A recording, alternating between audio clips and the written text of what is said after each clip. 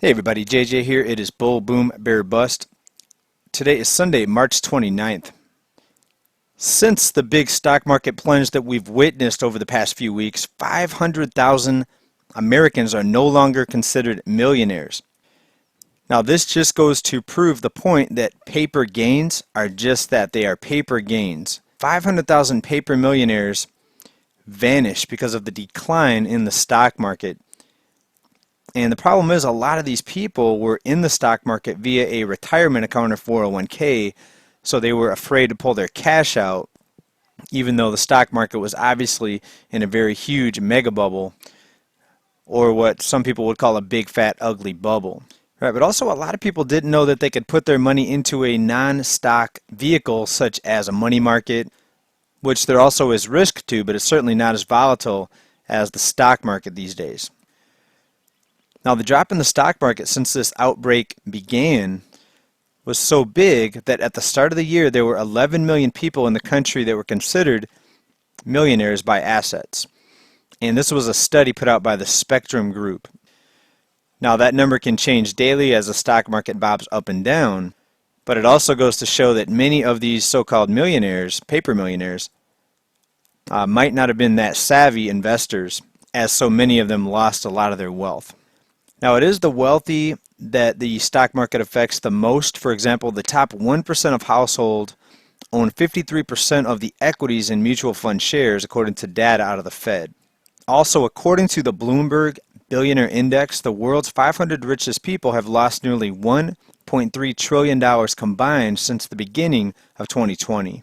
Now, even though it is the top 1% that lost the most money in the stock market, the top 1% is also a group that's going to feel the impacts less. Right? So think about it. When you have 2 million, let's say you have $2 million and you go down to 1 million, you're still living pretty well. You're still a millionaire. Or you have 2 billion and you go down to 1 billion. You're still pretty well off and you still can afford your private bunker typically.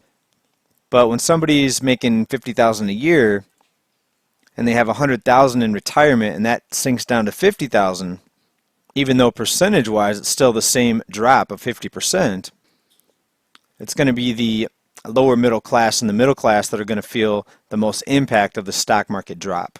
And what we're likely to see going forward here in the very near future, considering we had 3.3 million people file for unemployment in 1 week alone, we're likely going to see a lot of people looking to pull cash out of their 401k and retirement savings.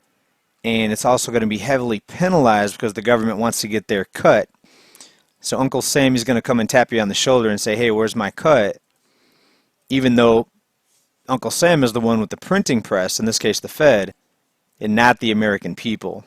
Now, we also saw this huge multi-trillion-dollar stimulus bill that was passed that does include a small payout to some workers.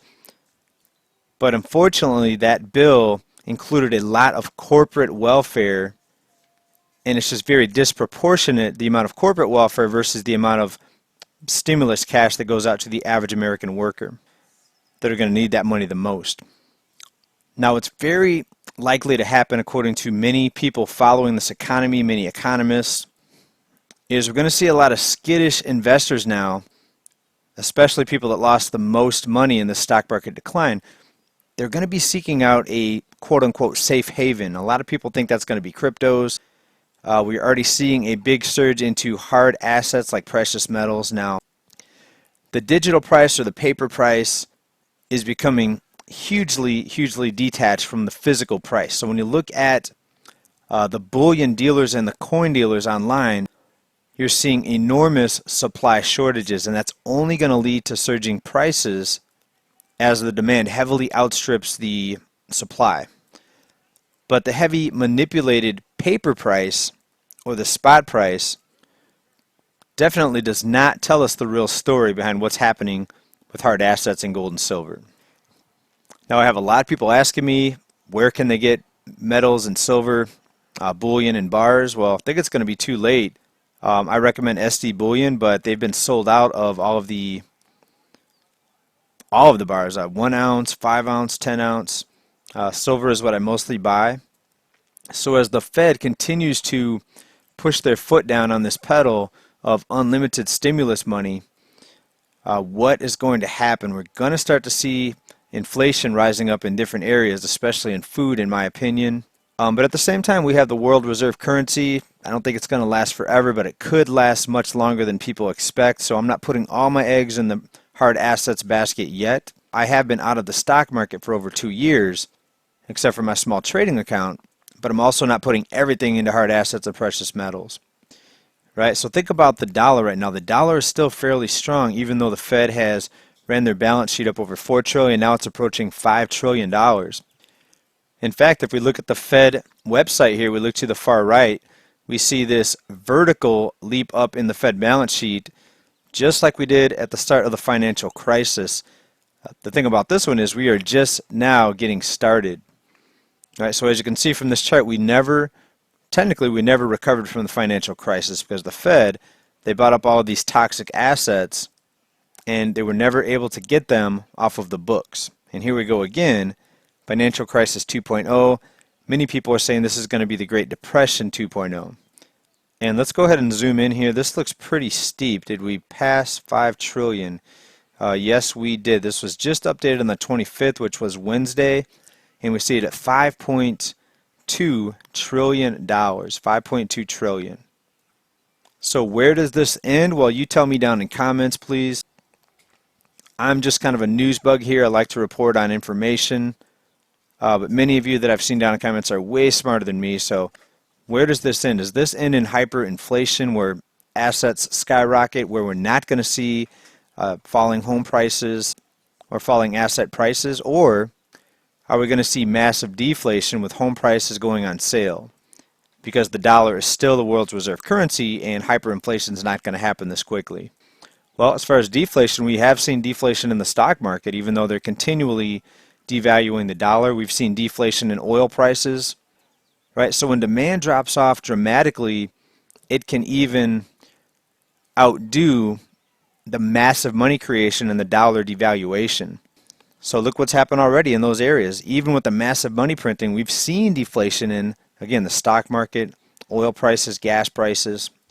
When something is in a bubble, it's likely going to deflate. Even though we have a baseless, backed by nothing fiat currency that's created digitally out of thin air in unlimited quantities. So if you ask me, bring on the deflation. Right, personally, I'm waiting for some more deflation. Actually, I went and bought some tires last week, and the tires, they didn't drop the price, even though the demand has dropped off because so many people are not leaving their house, many people not driving, hardly any customers in the store at the tire place, and yet the price is still high in my opinion. So tires aren't on sale yet. Maybe I bought too soon. But my other tires were getting very, very bald, so I wasn't going to take any chances. And just went ahead and pulled the trigger and bought them. But we'll see how it goes. Like to hear from you down in comments on this. What do you think about all the paper millionaires? And 500,000 of those paper millionaires are no longer millionaires. Right? Or is this just temporary? Are they going to go ahead and pump the stock market back up with their unlimited money? Right? The market makers are going to push it up as we go into summer and fall. Well, with half the world on lockdown, I think it's going to be very difficult for the market makers to push the stock market back up justifiably, right? So they've got to keep some illusion of reality in the stock market prices up and down in the movement. Okay, we're going to be back tomorrow with another update here. Going to keep a close eye on the stock market here, of course. It's a very interesting time to be alive right now. It's also a very important time and dangerous time as we continue to watch this economic system crumble and the debt just skyrocket. I mean, look at the Fed's balance sheet. Right? It should tell you everything that you need to know. All right, everybody. Thank you for supporting this channel with your comments and your likes and your views. Hope everyone is well, staying healthy, staying away from this sickness, and hope you're prepared for what lies ahead of us in this economy. Bye for now, everybody.